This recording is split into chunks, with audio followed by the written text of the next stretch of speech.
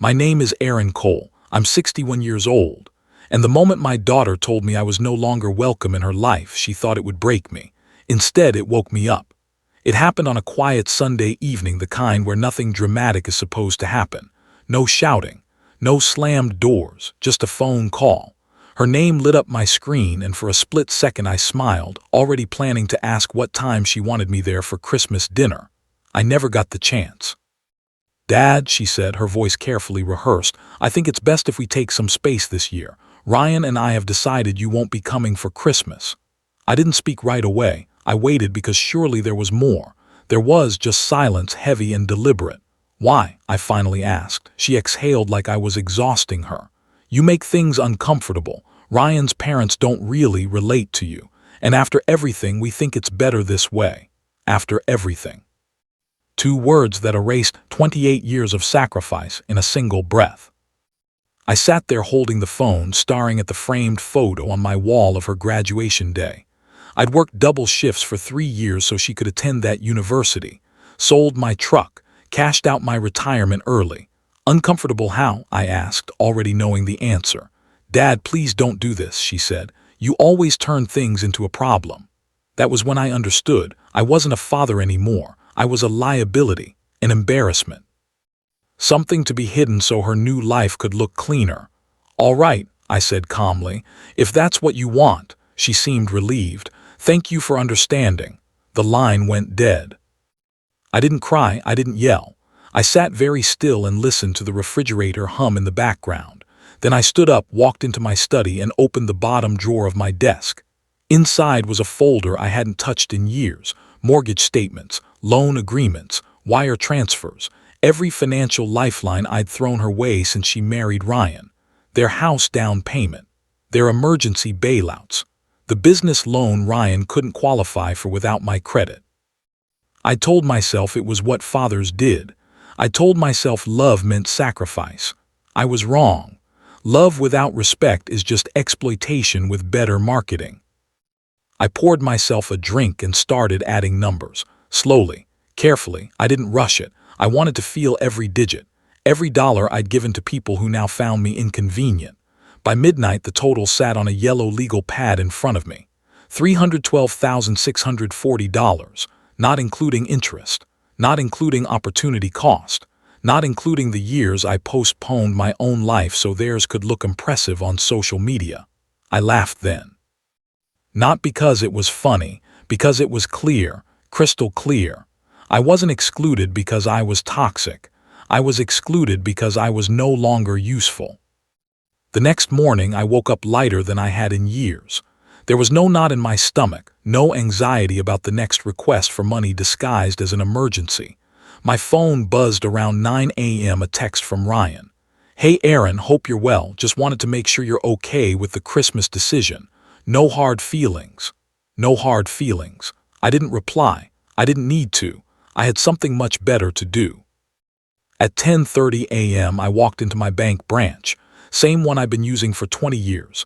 Same manager who'd approved the loans when I co-signed for Ryan. He recognized me immediately. "Aaron, good to see you. What can I help you with?" I smiled. "I need to revoke my guarantor status on a business loan." His expression shifted. "The Coltech Solutions loan. That's the one," he frowned.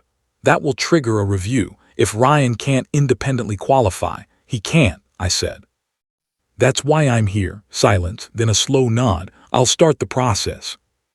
By noon, the wheels were already turning. Contracts don't care about feelings. They don't care about Christmas. They care about signatures, obligations, and timelines. And every single one of those documents had my name on them. Or rather had. I spent the afternoon making calls. Quiet calls, professional calls. No drama, no threats. Just corrections, fixing old mistakes. Undoing generosity that had never been appreciated. Each confirmation email felt like another weight lifting off my chest. 3 days later, my daughter called me. This time she didn't sound calm. "Dad, did you do something with Ryan's business loan?" I leaned back in my chair. "I corrected my involvement." "You can't do that," she snapped. "That business supports our household." "Then Ryan should have qualified for it on his own." She went quiet. Then her tone changed, softer, calculated. "Dad, please, this isn't the time, it's the holidays." I smiled to myself. Funny. "You said that was exactly why I shouldn't be around." Her breath caught. "You're being vindictive." "No," I said evenly. "I'm being accurate." The call ended badly. Accusations, tears, threats I knew were empty. By the end of the week, Ryan's business partner pulled out. The bank demanded revised terms, and suddenly the golden son-in-law wasn't so impressive anymore. Christmas came and went without another word.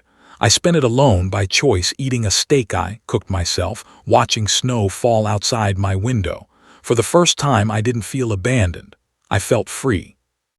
January brought consequences, real ones. Ryan's business downsized, then folded. Their lifestyle cracked under the pressure of reality. The house payment was late, then later. I received an email from my daughter titled, "We need to talk." I didn't open it, not yet. I wanted them to sit in the discomfort they'd created, to understand what it felt like when support vanished without warning, when someone decided you were no longer worth the effort. By February, they were desperate. I knew because desperation is loud. Calls from unfamiliar numbers, messages from mutual relatives, subtle guilt wrapped in concern. "She's your only child. You'll regret this, maybe, but I'd regret continuing to be used more." One evening there was a knock at my door. I already knew who it was before I opened it. My daughter stood there, thinner, eyes tired, pride barely holding together. "Can we talk?" she asked.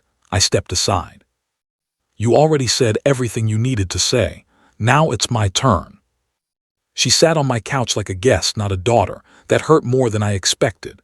"Dad," she started, "things have been hard." I nodded. "I know. Ryan, under a lot of pressure." I nodded again. "I imagine," she swallowed. "We need help." There it was, not an apology, not accountability, just need. I looked at her for a long moment. "You didn't need me when I was inconvenient," I said. "Why do you need me now?" Tears finally came. "Because you're my father." I stood up. "No," I said quietly. "I was your father when it was expensive, when it was uncomfortable, when it didn't benefit you socially. Right now, you need a sponsor. And I'm retired from that role." He left angry, hurt, confused. I closed the door and felt something settle inside me, peace. But the story wasn't over, not even close. Because when people lose control over you, they don't always accept it quietly. Sometimes they try to destroy you instead. And that's when I learned just how far my daughter and her husband were willing to go. The attack didn't come loudly. It never does when people think they're smarter than you. It came quietly, through whispers, emails, and carefully worded concern. I noticed it first when an old client canceled a lunch meeting without explanation. Then another delayed payment. Then a third stopped responding altogether. Patterns don't lie. People do. I'd built my consulting firm on reputation, trust, word of mouth. And suddenly that trust was being poisoned behind my back. The first confirmation arrived in the form of a forwarded message from a former colleague who still respected me enough to be honest. "Aaron, I don't know what's going on, but Ryan mentioned you've been unstable lately. Financial stress, emotional issues. He said he was worried about you." I stared at the words until my coffee went cold. Unstable. The same man who'd built a company on my credit, my name, my sacrifice, was now quietly dismantling my credibility. I didn't respond. I didn't confront him. I did something far more effective. I listened. Over the next 2 weeks, the picture became clear. Ryan and my daughter were controlling the narrative, carefully, strategically, to friends, to extended family, to anyone who might question why they were suddenly struggling. I was the villain now, the aging father who snapped, the man who made reckless financial decisions, the emotionally manipulative parent who cut them off out of spite. It was impressive in a sick way. They weren't begging for help anymore. They were justifying why they deserved it. Then came the email. Subject line, family concern. Sent to a group list that included relatives, old friends, and 2 of my long-term clients. It talked about intervention, about worry, about Aaron's recent behavior. They framed it as love, concern, fear for my well-being. They suggested I might be unfit to manage my affairs alone. I read it twice, very slowly. This wasn't emotional retaliation anymore. This was escalation. They weren't trying to get money back. They were trying to take control. I forwarded the email to my attorney. "Give me everything," she said after reading it. Every document, every transaction, every message. For the next 3 days, I became an archivist of my own life. Bank statements, loan agreements, emails where Ryan thanked me for saving them, texts where my daughter promised I'd always be part of the family, voicemails where they asked for help, framed as emergencies, always urgent, always dramatic. By the time I finished, the file was thick enough to tell a very different story. My attorney smiled grimly. "They made a mistake," she said. "They went on record." We didn't respond immediately. Silence is unsettling to people who expect panic. Instead, we prepared. My accountant produced a clean financial report proving I was stable, solvent, and meticulous. My doctor wrote a statement confirming my mental health. My lawyer drafted a formal cease and desist letter addressing defamation and reputational harm. It was calm, professional, surgical. No accusations. Just facts and consequences. We sent it certified. The response was immediate. My daughter called screaming. "How could you do this to us?" Ryan sent a message filled with legal threats he didn't understand. Extended family members suddenly stopped asking questions. Silence fell again, but this time it was different.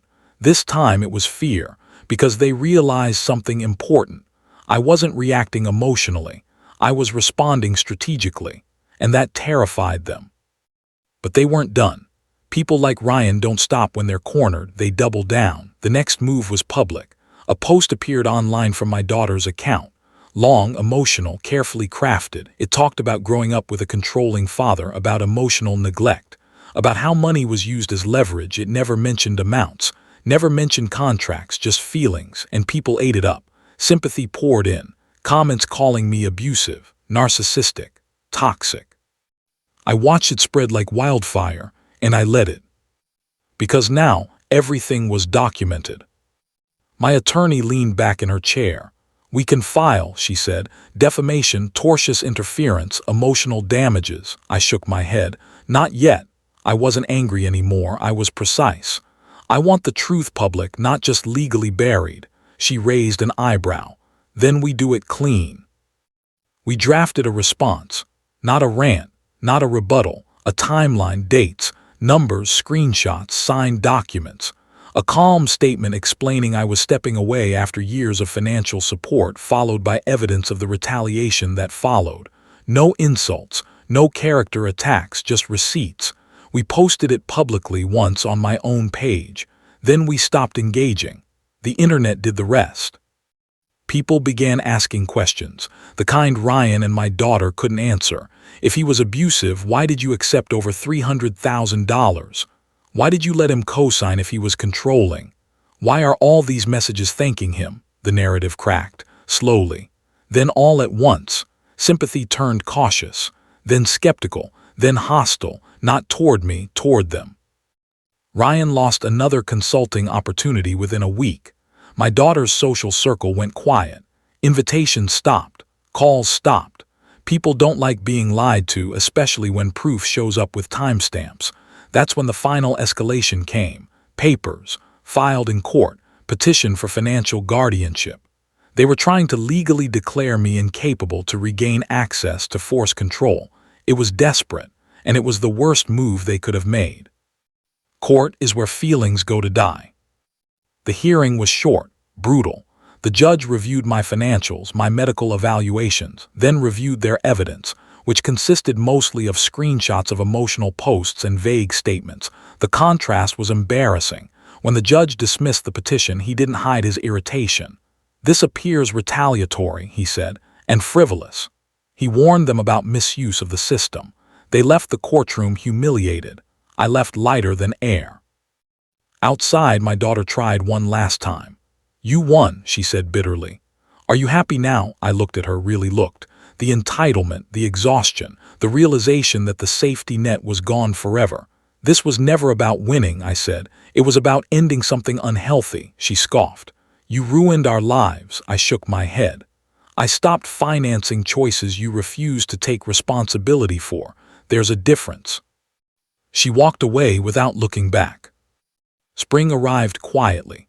My business stabilized, clients returned. Some apologized, others didn't need to. I renovated my home, traveled, reconnected with people who valued me without conditions. I slept better, ate better, laughed more. The noise faded, the drama starved without attention. And just when I thought it was over, a letter arrived in the mail. Foreclosure notice. Addressed to Ryan and my daughter. Returned to sender. They'd listed my address as secondary contact out of habit. Muscle memory. I stared at it for a long moment. Then I shredded it. 3 weeks later, Ryan called from an unknown number. I answered out of curiosity. "Aaron," he said, voice hollow, "we're losing the house." I didn't respond. "I know I don't deserve it," he continued quickly. "But if there's anything you can do," I exhaled slowly. "I already did," I said. "I taught you the cost of disrespect." He whispered, "Please." I ended the call. That night I poured myself a drink and stood on my porch watching the sunset. I didn't feel joy at their suffering. I felt closure. Consequences had arrived, not because I chased revenge, but because I stopped preventing reality from doing its job. That's the part people don't understand. You don't have to destroy anyone. You just have to step aside and let their choices catch up to them. And they always do. The silence after that call lasted almost 6 months. No messages, no emails, no dramatic posts, just absence. And absence, I learned, is louder than any argument. When people can no longer provoke you, manipulate you, or extract value from you, they disappear. That's not distance. That's exposure. It reveals exactly why they were there in the first place. I rebuilt my life quietly, not out of spite but out of necessity. I sold my old consulting firm stake at the right moment, reinvested smartly, and for the first time in decades my decisions served me. I traveled alone. Italy in May, Canada in August.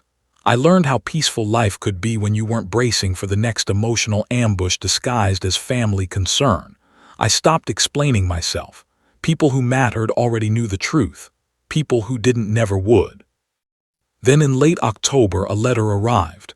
Handwritten. That alone told me everything. My daughter had never written me a letter in her adult life. I sat at my kitchen table for a long time before opening it, the envelope heavier than paper had any right to be.